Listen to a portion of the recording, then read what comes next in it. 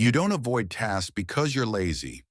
You avoid them because your brain is overwhelmed, overloaded, and silently terrified of the smallest things. Simple tasks don't feel simple when your mind is running survival mode on everyday life. Let's expose the real psychology behind task paralysis. Number 10, your brain treats small tasks like big threats. When your mind is exhausted, even the smallest task feels like a demand it cannot afford. Washing a dish? Your brain says it's a project. Sending an email? Your brain says it's a risk. Replying to a message? Your brain says it's an emotional negotiation. Your mind isn't avoiding responsibility. It's avoiding overstimulation. When life feels like too much, even a simple task becomes another enemy in the room. Your brain doesn't ask, how long will this take? It asks, how much more can I handle before I break? That's why tasks pile up. Not because you don't care, but because your brain is maxed out with things it can't show on the outside. Task paralysis isn't incompetence. It's your nervous system saying, I need fewer battles, not one more. Number 9, you can't start. Because your brain thinks starting means finishing everything. When you're overwhelmed, your brain doesn't separate one task from every task you've ever avoided. You don't see the one email. You see the entire inbox. You don't see the one message. You see every conversation you've been postponing. You don't see the one chore. You see the whole apartment collapsing on top of you. Your brain catastrophizes. One task shot all tasks. So the pressure multiplies. And suddenly the simple thing becomes a symbolic reminder of everything you haven't done, everything you're behind on, and everything you don't feel ready for. That's why you freeze. Not because the task is big, but because the meaning attached to it is. Task paralysis begins when the brain stops seeing reality and starts seeing expectations. Number 8, you're not mentally tired. Your decision-fatigued people think you're lazy, but the truth is more brutal. You've made too many micro decisions before the day even started. What do I wear? What do I eat? Do I answer or ignore? Should I be productive or rest? Do I deal with this problem or postpone it again? Your brain burns energy on things that look invisible to others. By the time you face a simple task, your decision-making battery is already dead. And a dead battery can't power action. So you scroll, you daydream, you avoid. You promise yourself you'll start in 10 minutes, which is your brain's polite way of saying, I don't have the capacity for this. Task paralysis isn't mental weakness. It's mental overload. Your mind isn't refusing to work. It's refusing to collapse. Number 7, you avoid tasks. Because you're afraid of doing them imperfectly. You rarely avoid a task because it's hard. You avoid it because you're terrified it won't be good enough. You don't clean because you're tired. You don't clean because once you start, you'll feel obligated to clean perfectly. You don't start a project because you're lazy. You don't start because finishing it poorly feels worse than not starting at all. To you, effort isn't the problem. Expectation is. One mistake, you hate yourself. A messy result, you feel incompetent. A slow attempt, you feel behind. So you preserve your pride the only way you know how. You don't try. Not trying is easier than trying and confirming your biggest fear. What if my best isn't good enough? Task paralysis is often perfectionism wearing sweatpants. Number 6, you confuse rest with avoidance and avoidance with rest. There are two kinds of rest. Rest that recharges you and rest that numbs you. But when you're overwhelmed, your brain can't tell the difference. Scrolling feels like rest. Lying in bed feels like rest. Checking out mentally feels like rest. But none of it actually gives you energy. It only postpones the crash. And the longer you postpone, the heavier the task becomes. So when you try to start again, your brain says, I'm still tired. Try later. Later becomes tomorrow. Tomorrow becomes next week. Avoidance becomes your lifestyle. Not because you don't want to live differently, but because your brain keeps confusing, recharging with escaping.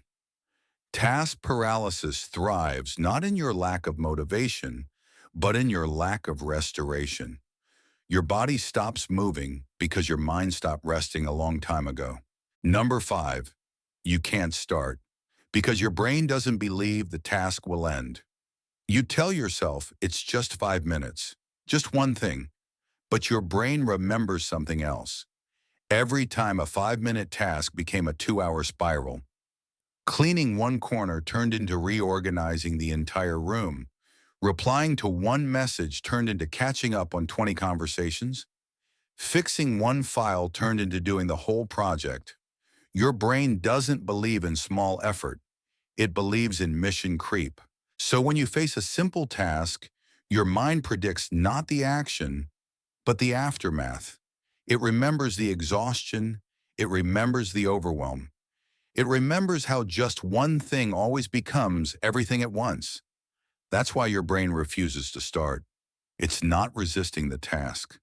It's resisting the avalanche it expects to follow.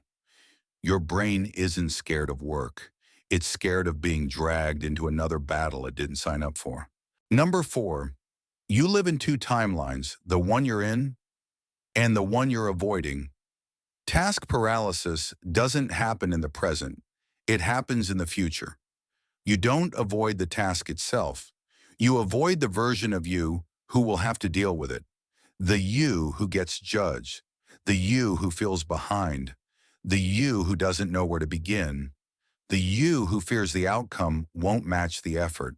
So instead of starting, you mentally jump ahead to the discomfort, the confusion, the pressure, the possible failure, the potential embarrassment. Your brain experiences the future pain before the task even begins and shuts down as a form of self-defense. To others, it looks like procrastination. To your brain, it's emotional time travel with a built-in panic attack. And when your mind is busy surviving the imaginary future, you can't act in the real present. The task doesn't paralyze you, the anticipated version of you does. Number 3, you're not avoiding the task. You're avoiding the emotion attached to it. Most simple tasks aren't actually tasks. They're emotional triggers with a to-do label. You don't avoid the email. You avoid the possibility of conflict inside it. You don't avoid the phone call. You avoid the version of you who feels small while making it. You don't avoid cleaning. You avoid the guilt of seeing the mess you let pile up. You don't avoid the work. You avoid the fear that your effort won't be good enough. Tasks are neutral, but the emotions they awaken aren't. Your brain doesn't care about the chore. It cares about the emotional cost hidden inside it. And when the cost feels heavier than the task, you freeze. Not because you don't want to fix your life, but because you don't want to feel the shame, the pressure, the expectations, and the self-judgment waiting behind the task. Your task list isn't overwhelming. Your emotions are. Task paralysis isn't a battle with effort. It's a battle with the feelings you've been avoiding for years. Number 2, you've trained your brain to only work under urgency. You don't move when things are calm. You move when things are collapsing. You don't act when you have time. You act when you're out of time. Your brain wasn't trained for consistency. It was trained for crisis. Deadlines, pressure, panic, consequences. That's when you suddenly wake up and become capable.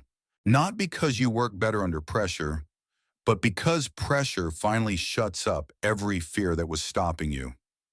Urgency kills overthinking. Crisis silences self-doubt. Panic forces clarity. That's why the task only becomes possible right when the consequences arrive. But here's the trap. Living in emergency mode rewires your brain to believe that urgency shocks energy. So when a task doesn't feel urgent, you can't start. Not because you don't want to, but because your nervous system doesn't know how to function without the threat. You're not addicted to procrastination. You're addicted to the adrenaline that rescues you from it. Number one, you're not broken. You're burned out in ways no one can see. This is the core truth behind task paralysis. Your brain isn't failing, it's exhausted. Not the kind of exhaustion that sleep fixes, the kind that comes from constant self-criticism, constant pressure to be better, constant scanning for things you're behind on, constant guilt for not doing more, constant fear of being judged, constant comparison to everyone around you. You're not low energy. You're emotionally overloaded. So when your brain meets a simple task, it doesn't think, this will take 5 minutes. It thinks, I'm already drowning, and here comes another wave. It's not the task that's impossible. It's carrying the weight of your entire life while pretending you're fine. Task paralysis isn't laziness. It's a survival response from a brain that has been running on empty for far too long. Simple tasks don't feel simple when your brain is constantly fighting silent battles. You're not avoiding work, you're avoiding collapse. And once you understand that, the shame disappears and the pattern finally makes sense. Because task paralysis isn't a failure of discipline, it's a message. I need less pressure, less noise, less expectation, and more room to breathe. Ador, the moment you stop calling yourself lazy and start listening to what your brain is trying to protect you from, starting becomes easier, doing becomes lighter, and life becomes something you participate in, not something you escape from. Your brain isn't your enemy. It's tired, and it's finally telling you the truth.